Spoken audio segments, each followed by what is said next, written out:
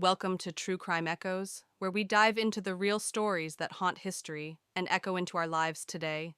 Here, I don't just tell you what happened, I walk you through it piece by piece, so you can feel the weight of the choices, the tragedy of the victims, and the darkness of those who chose violence. These are not just tales of crime, they are human stories filled with pain loss and the disturbing reality of what people are capable of. If you're ready to step into that world with me, let's begin. Chapter 1, Introduction. You know, sometimes the most terrifying stories don't come from horror movies or ghost tales. They come from real life, from people who walk among us unnoticed until the truth finally breaks through the surface. I want you to imagine this for a second. You're out on the road, maybe heading home after a long day, and you spot a cell phone lying there forgotten in the dust. Most of us would probably pick it up thinking we could find the owner, or maybe just out of curiosity. That's exactly what happened to a group of construction workers one afternoon in Russia back in 2017. At first, it seemed like nothing, just a lost phone, the kind of thing you see every day. But when they opened it, curiosity got the better of them, and they started scrolling through the pictures inside. And there it was, a photograph that no one should ever have to see. A man casually posing with human remains as if he had no sense of horror or shame. It wasn't a movie still, it wasn't Photoshop. It was real. That single photograph was the beginning of one of the most disturbing cases Russia had ever seen. It would reveal years of unimaginable violence, a hidden life of cannibalism, and a couple whose twisted relationship fed into some of the darkest crimes you could possibly imagine. Before we go any further, I need to say this. This story contains graphic details that may disturb you. But it's also a story about how evil can hide in plain sight, how trauma and neglect can grow into something monstrous, and how sometimes the truth is far stranger than fiction.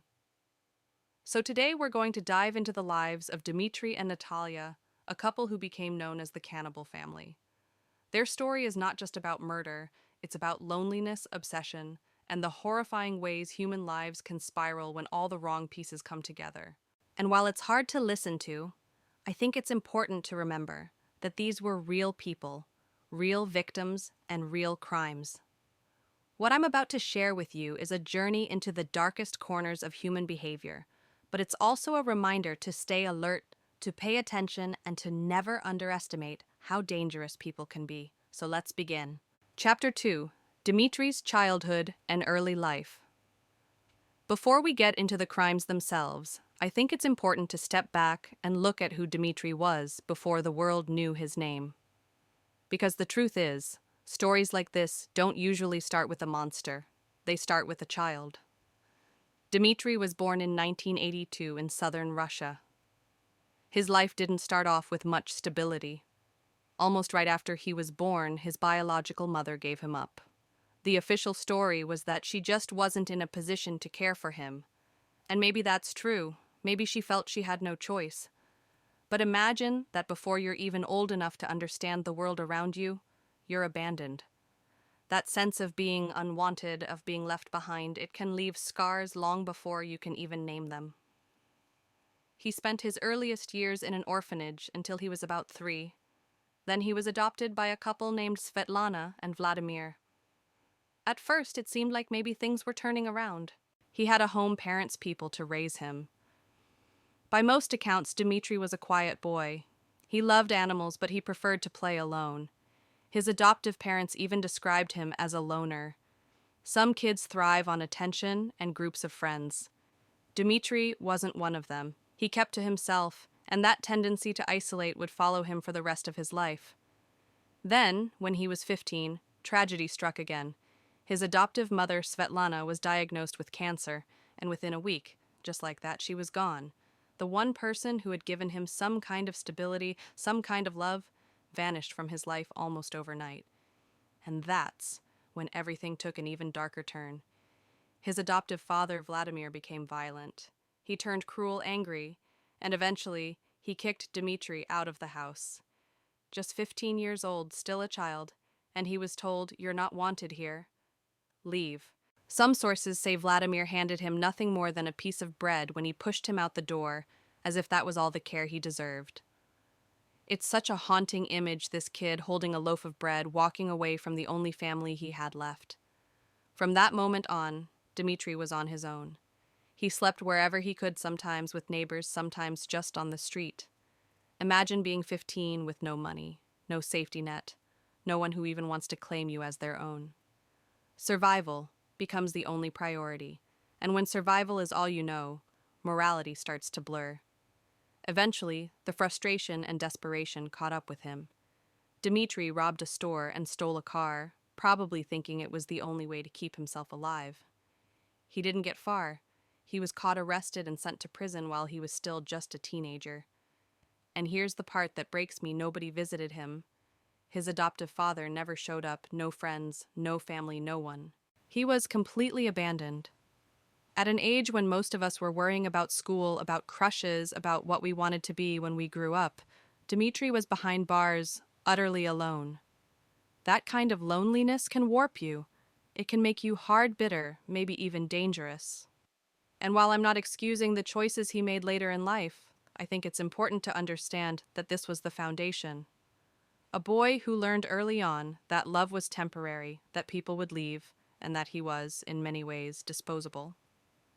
When he finally got out of prison, Dmitry tried to start over. He found work in construction. The pay was decent, and for the first time in a long time he had a roof over his head. But socially, nothing changed. He still had no friends, no relationships, nothing to anchor him. His coworkers described him as untidy, strange, and always hanging around bars with heavy drinkers, even though he barely drank himself. Maybe he just felt safer in places where people were too intoxicated to really notice him.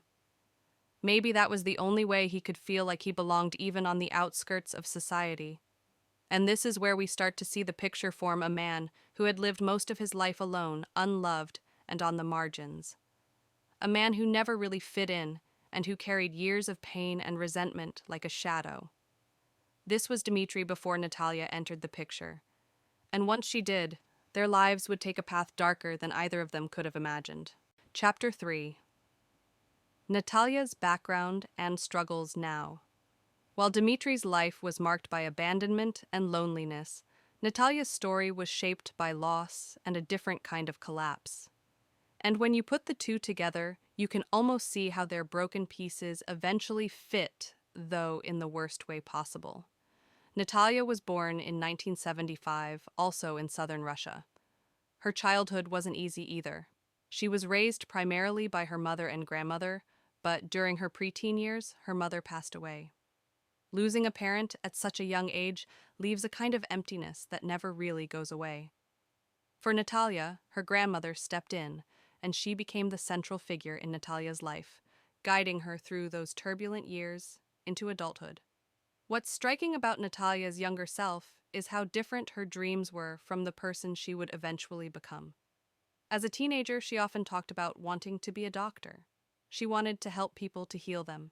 And that's not uncommon for kids who've experienced loss. They want to prevent others from feeling the same kind of pain. After finishing high school, she even went on to medical school in Cuba, which was unusual for that time and place. She seemed determined to follow her dream. Later, she worked as a senior nurse in the sanitation department at a military aviation school in Krasnodar. It was a respectable career, one that put her close to medicine, even if she didn't quite become a doctor. But then life took another sharp turn. While working there, she met her first husband, an officer. They married, and by the time she was 23, they had a son together. For a brief moment, Natalia had the life she had always imagined: a family, a career, a future. But that vision was shattered when her husband died, unexpectedly, not long after their son was born. And just like that, Natalia was a young widow, left to raise her child alone while carrying her grief. Everyone copes with loss differently. For Natalia, the coping mechanisms she turned to were destructive. She began drinking heavily, and soon drinking wasn't enough. She started mixing alcohol with drugs. That combination pulled her further and further away from the person she once wanted to be. Her life began to unravel. She stopped caring about her home, stopped caring about her health, and eventually she checked herself into a psychiatric hospital. Now on the surface, it looked like she was seeking help. She even told doctors she believed she had some kind of manic disorder. But after tests, the doctors concluded she was perfectly fine. They sent her home. Here's where things get murkier. Some people believe Natalia went to that hospital not because she truly needed treatment, but because she wanted a paper trail. A record that said, "I sought psychiatric help." Maybe she thought it would serve her later as an excuse or a shield. And as we'll see, she wasn't entirely wrong to think that.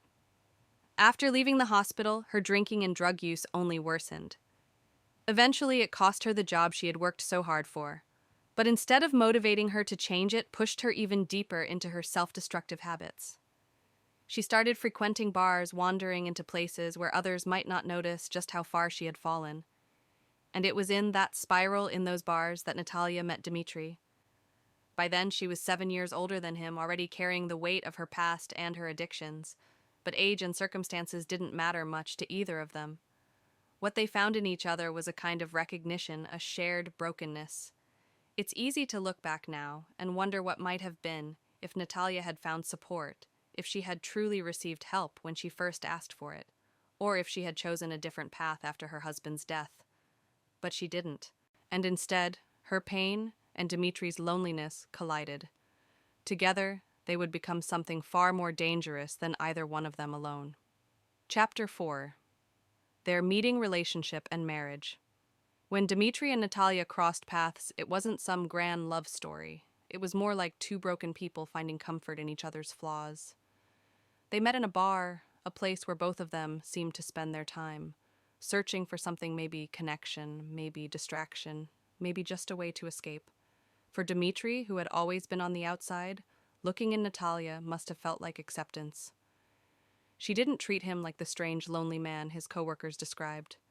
And for Natalia, already spiraling from addiction and grief, Dmitry represented someone who wouldn't judge her because he was just as damaged in his own way. She was 7 years older than him, but that didn't matter. They connected quickly. Not long after meeting Dmitry, moved into her home. It was sudden, almost reckless, but for two people who had lived their lives without stability, maybe it felt like security. Over time, their relationship deepened. They lived together for about 5 years before deciding to marry. On the surface, it might have looked like they were building a new life together, but underneath there were cracks. Natalia's drinking didn't stop. Dmitry still carried his sense of isolation, and together they seemed to feed into each other's worst habits instead of lifting each other out of them. And then there was Natalia's son. Remember, she had a boy from her first marriage. In the beginning, he lived with them, but as time went on, things got tense. Reports say he grew embarrassed by his mother's behavior, by her drinking, and eventually he decided he couldn't take it anymore. He cut ties, moved out, and walked away from her life. That in itself is heartbreaking, a child deciding they'd rather leave home than deal with their parent.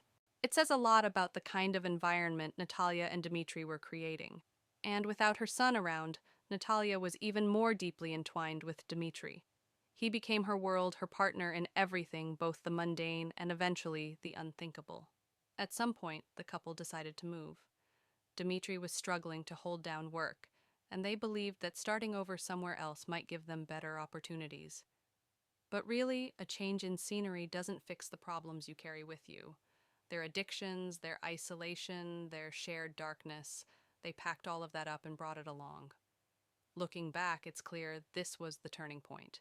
Two people who had already lost so much, who had already shown destructive patterns in their lives, now binding themselves together, cutting themselves off from others, and trying to create a life in the shadows. What began as companionship would soon morph into something much more sinister. And it all unraveled in 2017 with one horrifying discovery on the side of a road. Chapter 5. The Lost Phone and the Shocking Discovery. September 11th, 2017 started out like any other day for a group of construction workers in Krasnodar, Russia. They were out on the job working along a roadside when one of them spotted something lying in the dirt.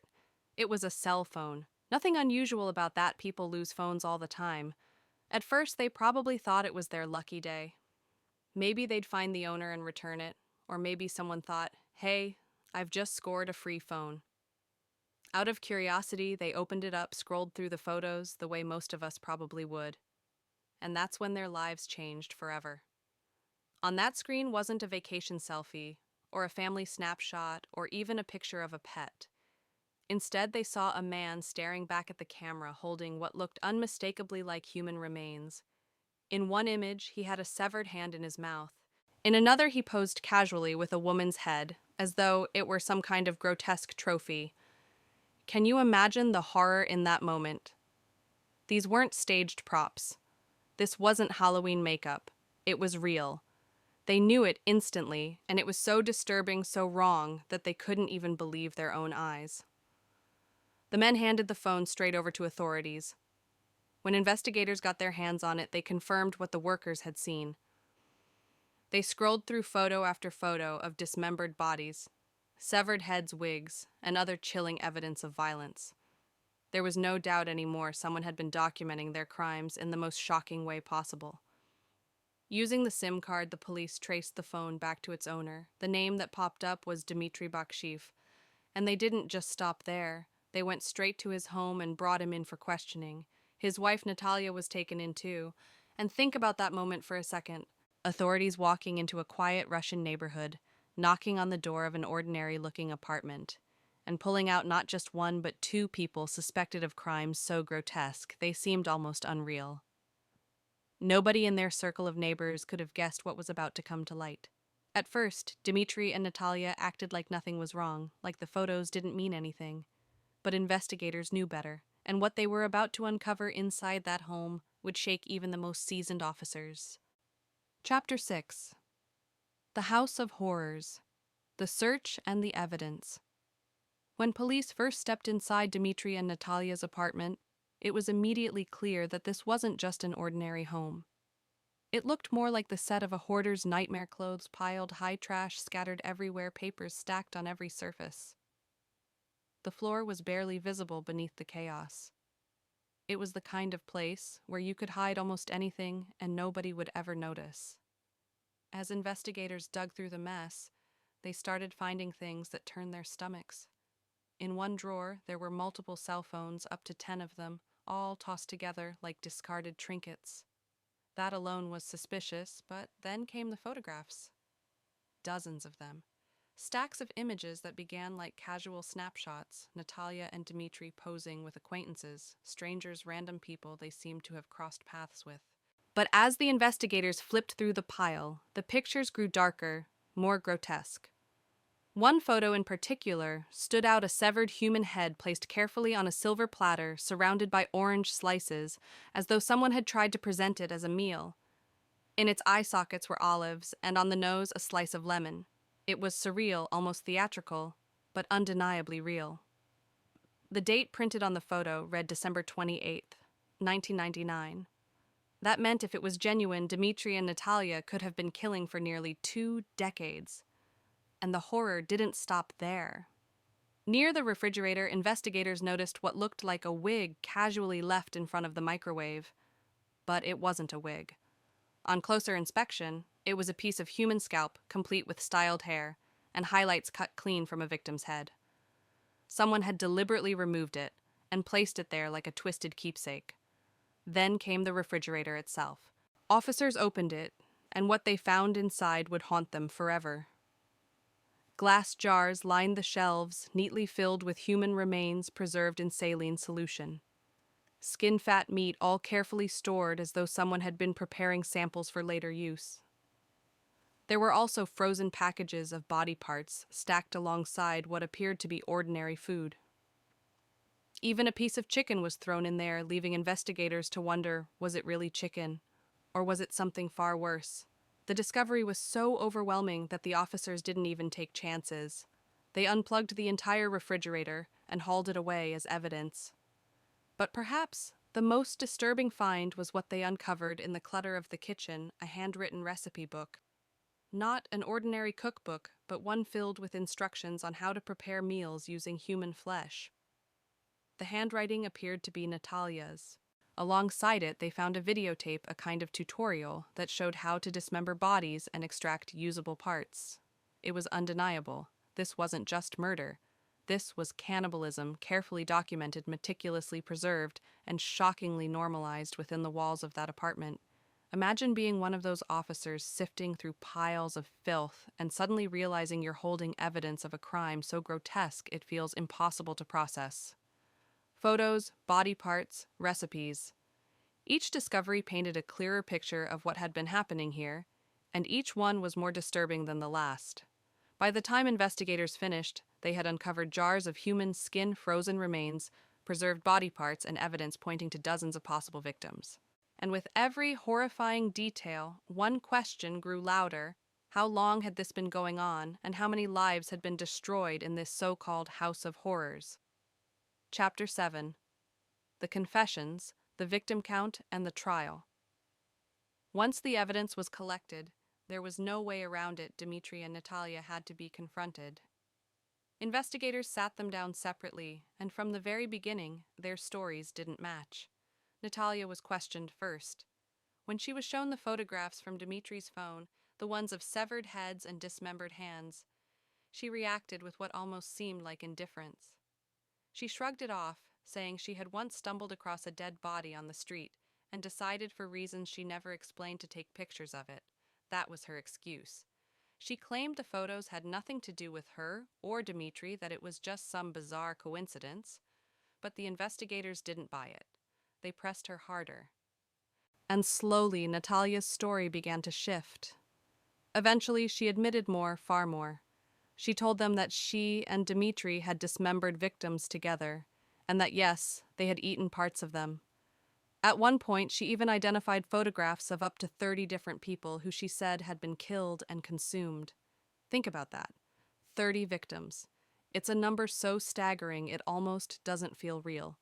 Yet many of the names she gave did match with people who were reported missing at the time. But just when it seemed she was being honest, Natalia would pull back, change her words again. She became slippery, unreliable, as though she couldn't decide how much truth to reveal. Dmitry's interrogation went differently.